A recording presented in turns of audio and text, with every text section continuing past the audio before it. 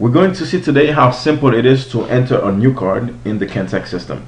So basically, the first thing we're going to do is to go under, we can go under user card. On the user card, you have to enter the card number. If you don't know the card number, what you can do, it's to swipe the card on the reader. So by swiping the card on the reader, you're going to get an event that's going to tell you access denied, card unknown.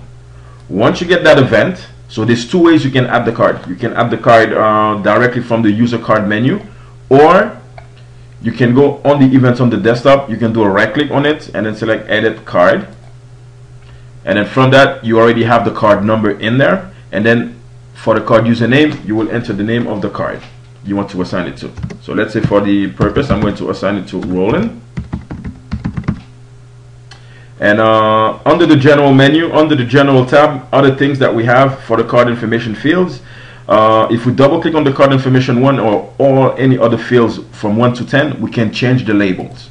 So let's say for label 1, so the reason we're seeing card information 1 and information card in French, it's because the software is installed in 2 languages. So depending of the operator that's going to log on to the software, so it's going to see in a proper language for the label of the fields. So for the English side, we're going to set it to, for the card information 1, we can say, so this is the license plate. And then click OK. Once we get that, we can enter the license plate of the car. And then second thing that we need to do that is very important, it's the access level. So we need to set the access level for the card. By default, there is 2 access levels. There's the none, which doesn't give you access to anything, or the always valid. The always valid gives you access to all the doors 24/7.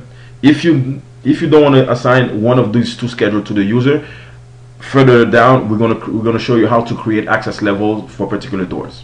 So for the time being, we're just going to assign the always valid. So once the always valid is assigned to the card, the next thing we have the miscellaneous tab. Under the miscellaneous tab, what we have, we can say when the card is created. So the card started today, so that's why you have the starting date as April 9, 2012. If you want to use an end date, you can say yes, I'm going to use an end date, and the card will be expired the next day. And if you delete expired, it will delete the card at the same time also. And after that, what we have under the miscellaneous, we have the card state. We can set the card state to valid. By default, once it's activated, it's going to be valid. Or we can set for the postpone if we don't want it to use now, so we can set it to pending. And then there's different status that you can assign to the card.